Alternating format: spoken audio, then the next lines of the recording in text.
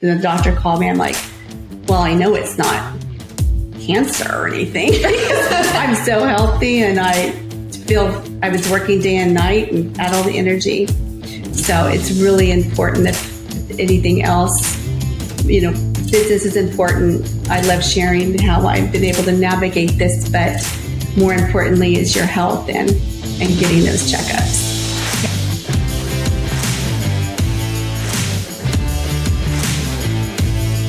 So the question is this: how do most agents find the secrets to succeed in today's competitive real estate market, especially when the top agents are keeping those secrets to themselves? That's the question, and this podcast will give you the answer. Hi, I'm Aaron Amuchastegui, and welcome to Real Estate Rockstars.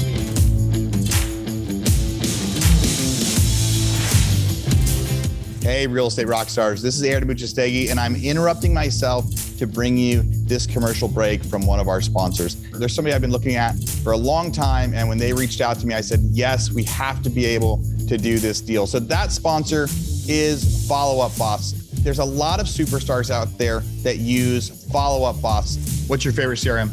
We're using Follow Up Boss. We use Follow Up Boss. So we use Follow Up Boss. I love Follow Up Boss. I love it. We have action plans now for bringing on new agents. We have action plans for our recruiting. We call them action plans in Follow Up Boss, which will trigger tasks for the agents to do as far as calling. Follow Up Boss I like more for the integrations with everything, MailChimp, Call Action, all those different products. I will say we used Sync and we switched from Sync to Follow Up Boss. Honestly, the greatest CRM I've ever used. I've used Brivity, Sync. I've looked at Boomtown, like Real Geeks, just a bunch of different ones. But me personally, I fell in love with FUB about 7 months ago when I first started using it. I've used Boomtown. I've used LineDesk. I've used Conversion. And I think Follow Up Boss gives you the most integrations that are simple, and it gives you the best ability to go and integrate large things into one single solitary platform. Yet at the same time, it's still affordable. I do like Follow Up Boss better just because you can text from the app and things like that. It's just a little more convenient for me. It tracks everything that I need. I can customize it if I want. If I want to go smart list based, that's fine. If I want to go task based, it's fine. I think it's one of the best systems, and it's very user friendly. It just really helps me never drop a ball because it's so user friendly. I don't have a one horse in the race with Follow Up Boss. Purely objective, Follow Up Boss has been the best one that we've found. Now, I've used Follow Up Boss. We've actually used it in our non-real estate businesses as well because it's so good at being able to set timers, set automatic texting and emailing. So here's what we got. For Real Estate Rockstars listeners, you get a 30-day free trial. That's normally 14 days. So in order to get this, you go followupboss.com, just like it sounds, /rockstars. Go there, get your 30-day free trial, and check it out. Especially if you aren't using any systems or any CRMs yet, this will be a great one for you to start with. Thanks again. Now back to our show. Hey, Real Estate Rockstars. It is Stephanie Heiser. I'm your guest host today, and today's episode is going to be a little different speed than usual. So if you're not in the mood for some deep, real talk, then you might want to listen to this one later. But I have the one and only Rachel Snodgrass out of Three Rivers, California. I have been begging her to apply to be on the show, and she didn't do it, like many of us, like me.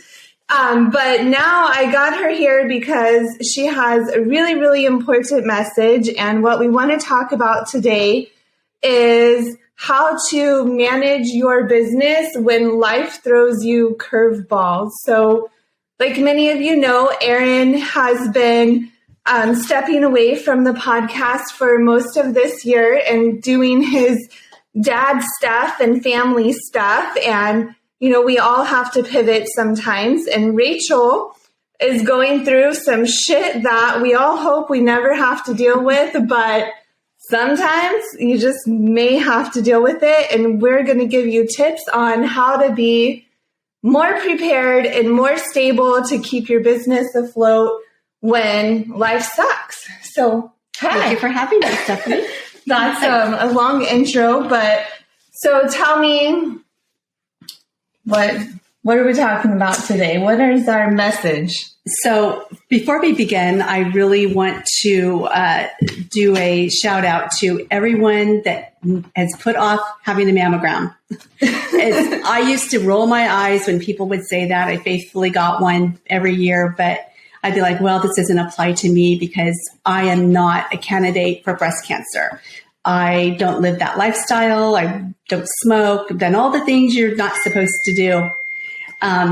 It doesn't run in my family either. So I was really shocked a few months ago when I got the diagnosis of having a very fast growing tumor and into my lymph nodes. So after the shock wore off, I thought, I have this real estate business that I've worked very hard at growing. I'm very hands-on in my community. I like to be seen, and I've sort of been basically solitude a lot now, but my business has not suffered. And I'd sort of like to share, how I made that happen. I think it's really important as realtors. We worked really hard at building these businesses. And when something like this comes along, it doesn't have to be cancer. It can be, a number of things, maybe a sick child like Aaron, or, having to take care of a parent or something. Like, how can we keep the momentum of our business going and still navigate? For me, it's an illness. And all of it, I believe, begins with your mindset. Everything begins in the mind. So one of the things I did with my very first chemo treatment, and I don't call it chemo. I don't like that word. It's a bad word. It's a bad word. It just sounds, it just sounds negative. So I embraced my Native American roots and I call it wild fox medicine. So on my first wild fox medicine treatment, I made sure that day I was closing an escrow and opening an escrow as I was having my treatment, just to keep my mind off things, and to show my customers I'm still around. It's not the most important thing. Taking care of yourself and resting is the number one, way before business or anything else. So, but that was important to me to show, hey, I'm still here and I'm working through this for my clients and my customers to become friends. Yeah, I bet that was tough to navigate. Like, how do I be honest and transparent with people and set healthy boundaries for yourself, but also you don't want people to think, oh, I can't call Rachel and I can't open an escrow with her right now because I want to let her heal. But also at the same time, you still have bills and a future and retirement and things to plan for. So how did you decide what to do? Well, I decided to make a statement on social media, which I usually don't do a lot of personal things, but I know so many people, and when they saw me without my black hair, I knew they'd think the worst. So I view this as a visitor who's come to visit me. They're going to be gone soon. I'm just learning some lessons, and definitely lessons to be learned during this whole side journey that I took. And so I just let them know it's a visitor that's come to visit. They'll be gone. It'll be gone soon. And I'm still here for you. And I just let people know that it's very serious, but I'm still active and happy. And there will be a few days out of the month that I'm not at my best, but usually people have a few days a month that aren't their best anyway. So. For sure. Yeah. And I am the biggest hypocrite to say this, but it's so important to have healthy boundaries even when you are healthy. Mm-hmm. We work so early till so late and want to be there for our clients all the time. But there's really 99% of the time, all of our phone calls and emails can be handled the next day. Yes. Nothing is that critical. We are not that important that the world will fall apart if you return a phone call in 24 or 48 hours. That's true. Yeah. And also another thing is I set some time aside about how am I going to navigate this when I can't be out in public. And an important thing to do is figure out who the realtors that you can trust that will help you open doors. I have a great assistant.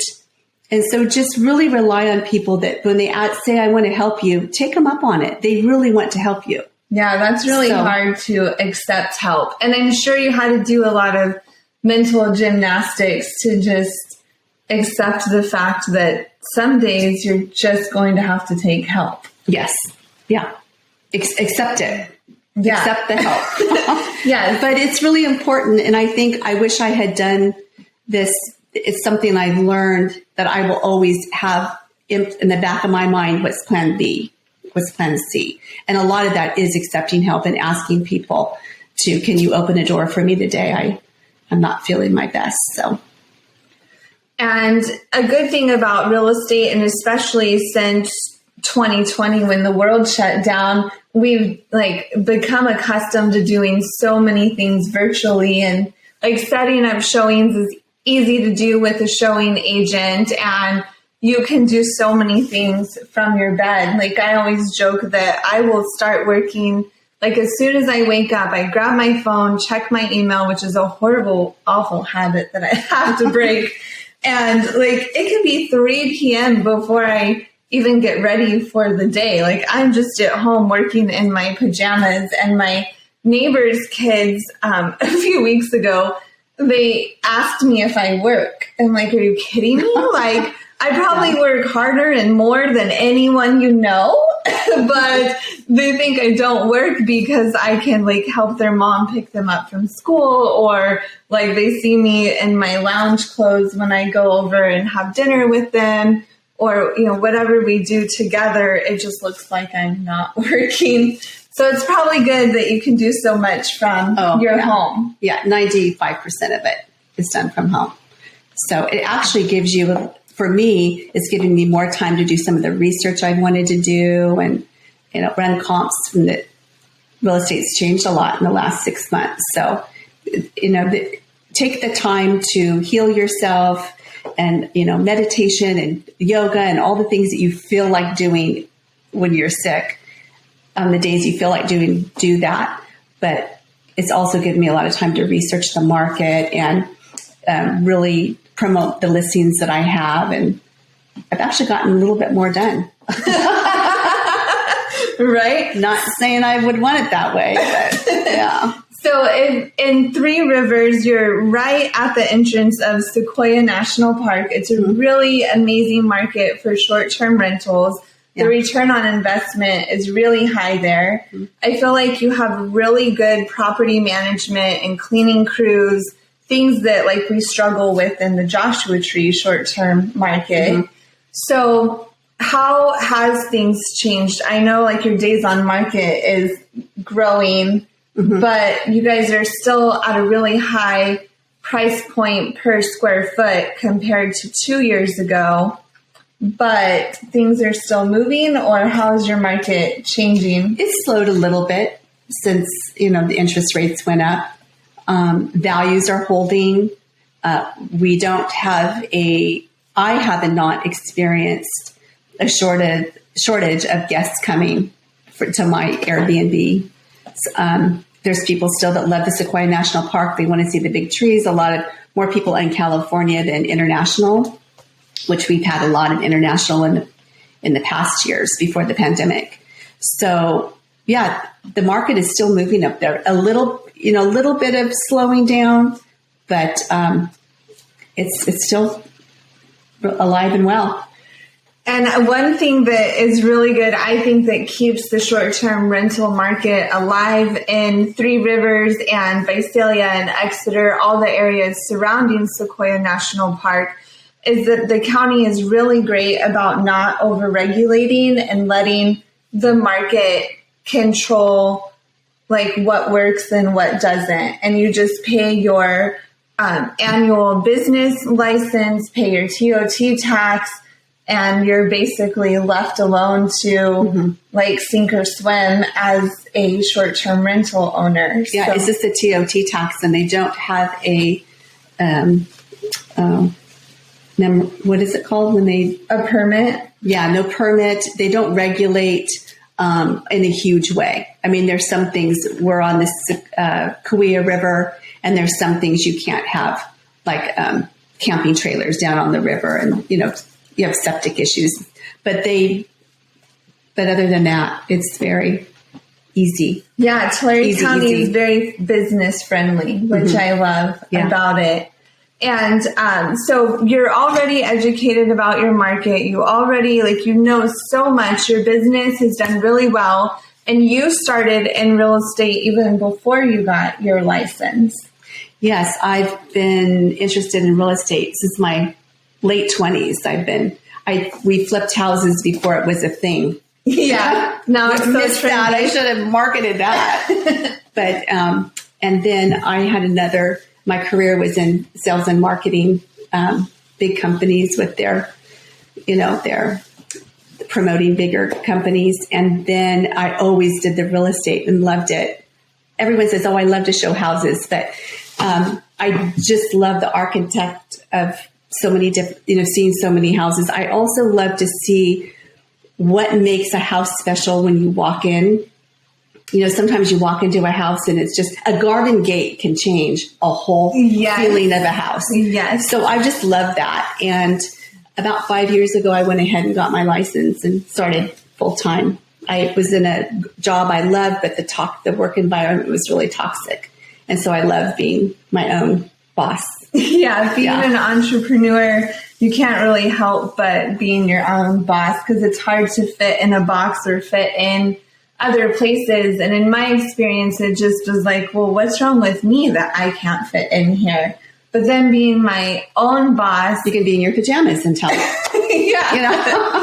It's really fun to be able to make your own rules. And there's lots and lots of negative aspects of that you have to navigate, like when you're told that you have to do chemo. So you have a pretty intense treatment schedule, and then you're still going to have to do radiation. So you have a few more months to navigate all of this. And what did you have in place to help you get through the initial bumpiness and shock of your life changing a little bit?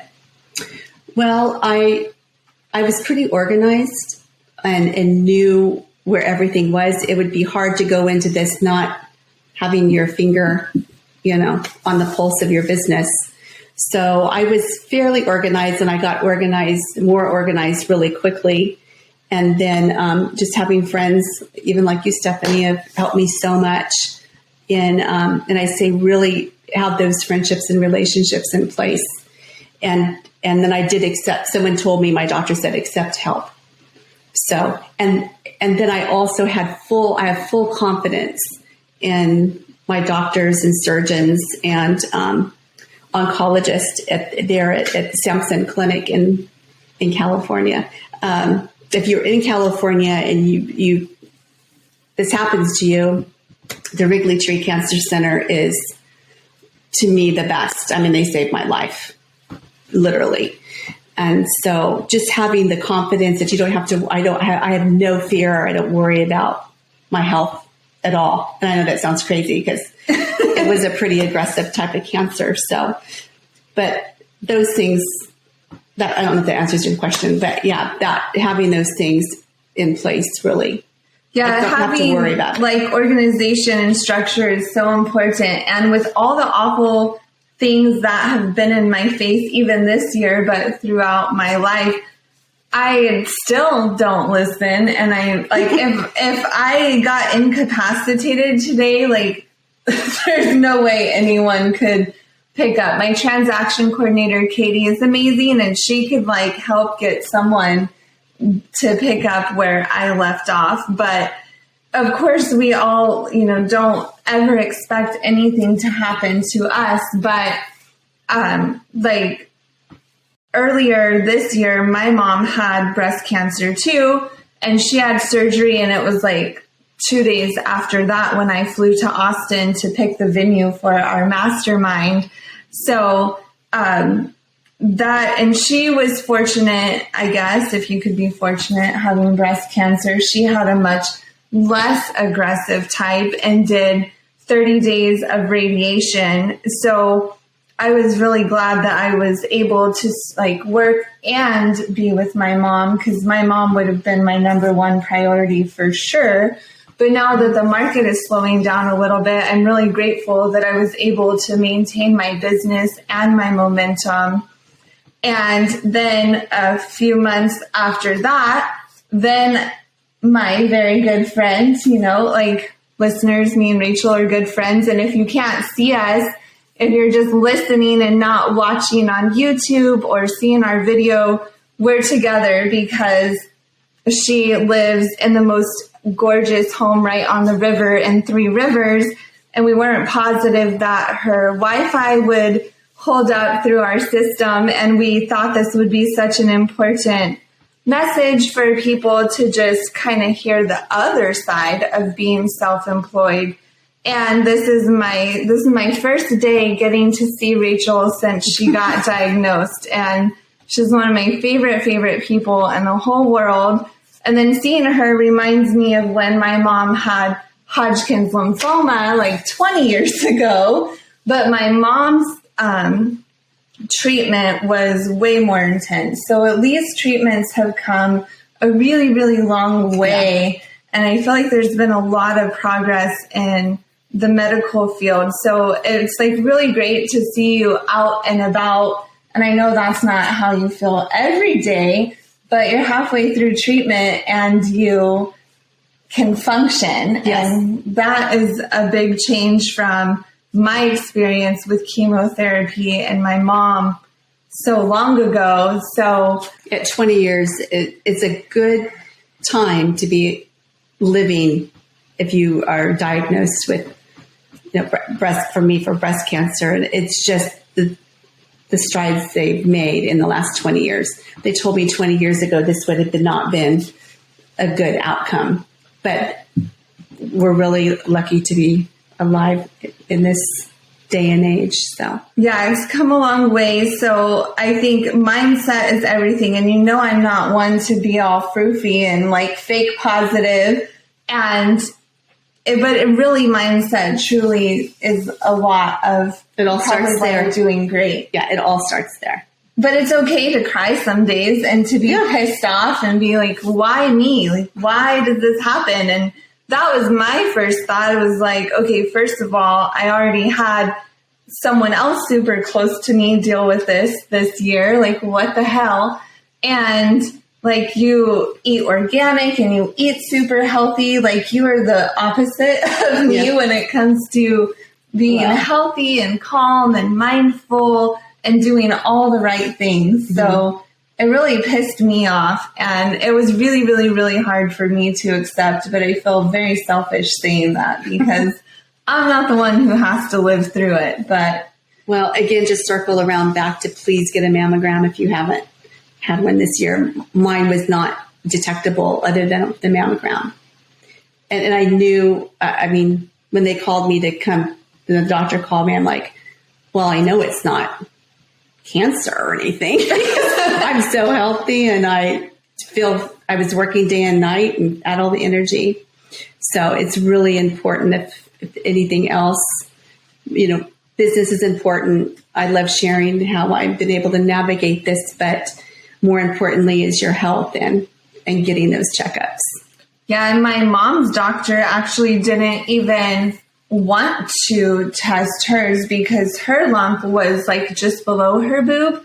And that was just something they've never seen. They're like, oh, it's just, like a little fatty thing or no big deal. But my mom, having had a stem cell transplant after she went through chemo and her Hodgkin's lymphoma came back, she had a stem cell transplant, which now that we learn, 20 years later, makes you more susceptible to other types of cancer. So my mom insisted that she got, it was actually an ultrasound that detected hers. Like, her mammogram was fine, but the ultrasound is what alerted them that it was an active tumor. So it's just so crazy how sometimes you have to be your biggest advocate and navigate And the treatment center you're using now was like your choice, right? Like you got your test here in town, and then like you knew where you wanted to go. Yeah. Yeah. My daughter-in-law insisted. I was sort of in shock.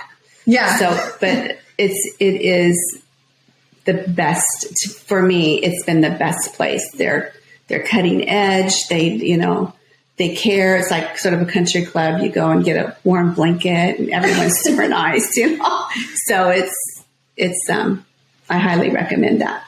Yeah, having good treatment and being an advocate for yourself is really important too. So aside from life's curveballs and having, a health bump in the road, what other tips or tricks have helped you be so successful in your real estate career?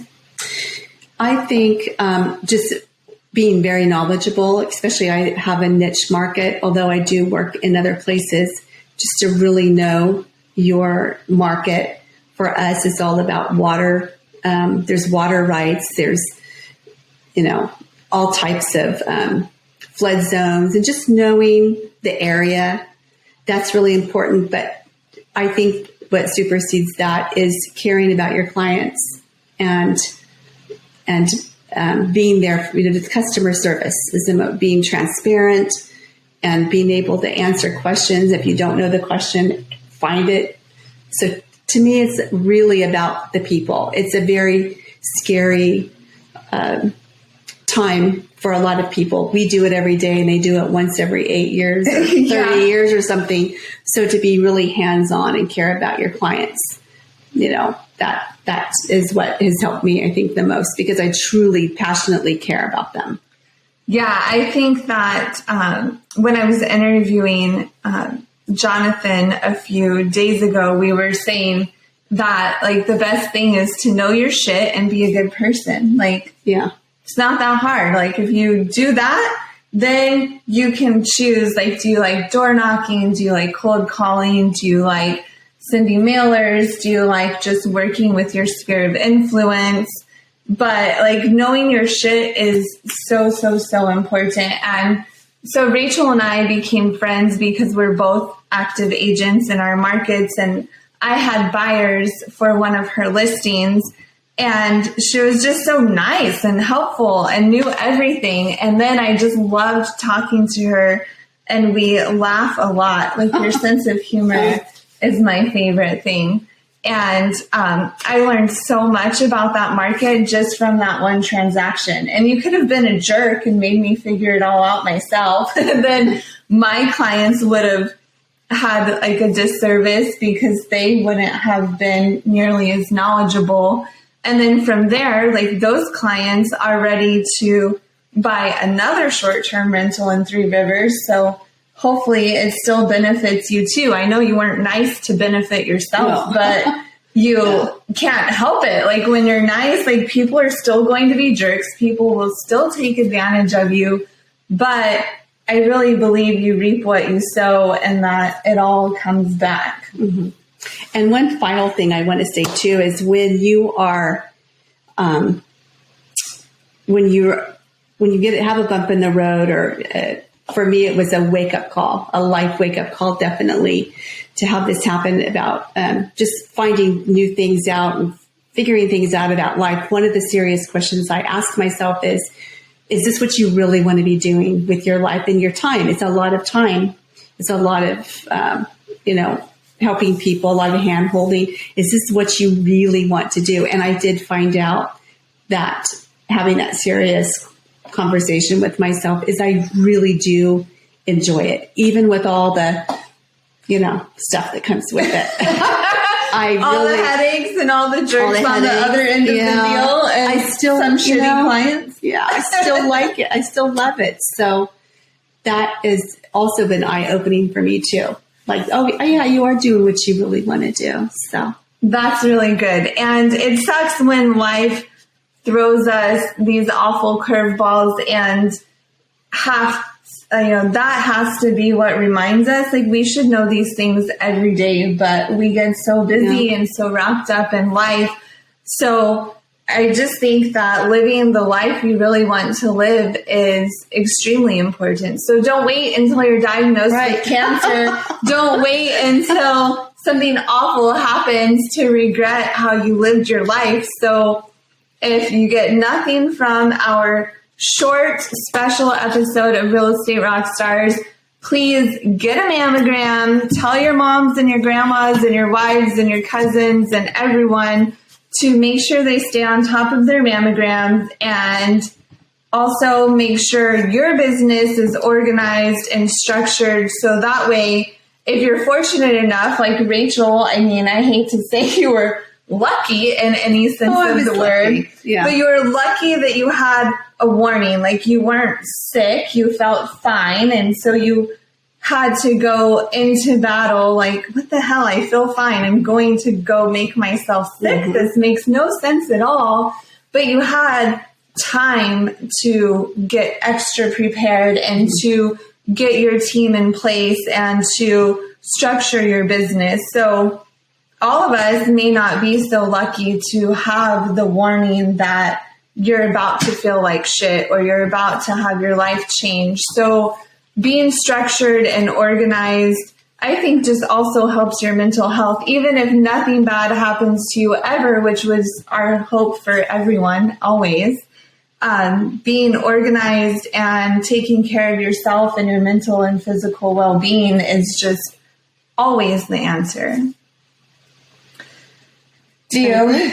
Yeah. Well, so where can people find you? I know we don't want everyone reaching out to just tell you their sob stories by any means. Please don't do that. That's my PSA. Yes, please don't. I only need your positive. Yes, only positive, happy vibes only. But if you have clients looking for a short-term rental, and if you think, the numbers aren't working for them in your market, in Three Rivers, you can get, right now there's a few like super cute houses on the market under $500,000 that would have a great ROI. Mm-hmm. And then especially if you are up in the $600,000 and $700,000 and $800,000 range, you could have like the most gorgeous house you could dream of and rent it out and, live there part-time. So hit up Rachel if you have clients looking for short-term rentals, especially near national parks is a really great niche market. And how do you want them to contact you? Email is probably the easiest, and that's Rachel, RACHEL, .riverhaven@gmail.com. All right, Rachel, thank you so much for being so brave and being on camera in a vulnerable position.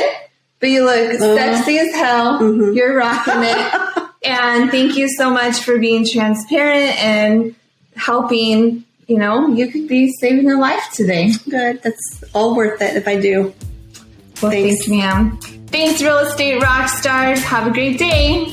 All right, Real Estate Rockstars, this is Aaron Muchastegui jumping in again to thank you for listening to the show. Hopefully you guys loved listening to that one. And I want to make sure that you know about all of the extra resources that we have. And also, we need your help. They say podcasts are free. You get to listen to podcasts for free. But what is the cost of that podcast? I would say if I could beg you to pay anything for that podcast, I would say the cost of the podcast is going and giving a review.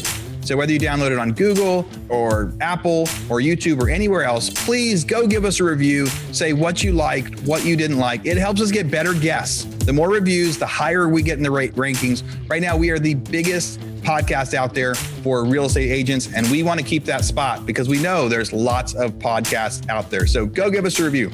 Also, be sure to go to hibandigital.com. If you liked any of the resources that those real estate agents talked about, we've got a huge video vault of those resources for free. Every penny that comes on the podcast that we interview, they give us something that helps them get their deals or helps them work with their clients. And we put that in the toolbox in our vault for you. So go to hibandigital.com and you can get it. If you're looking for real estate education, go to rebusuniversity.com. We have all sorts of courses in there to help agents succeed in real estate, how to get the listing, how to negotiate deals, how to become an investor, all sorts of different stuff, rebusuniversity.com. And if you want to chat with me, go find me on Instagram. And if you come find me on Instagram, you can send me messages. Tell me what you want to hear. Tell me what you liked, what you didn't like. We try to put a bunch of content out there too. You can find me in 2 different places. It's at rerockstars.com for our Real Estate Rockstars page, or at aaronamuchastegui.com for my personal Instagram page, where I can chat with you about all sorts of different things. Thanks for listening. We'll see you again soon.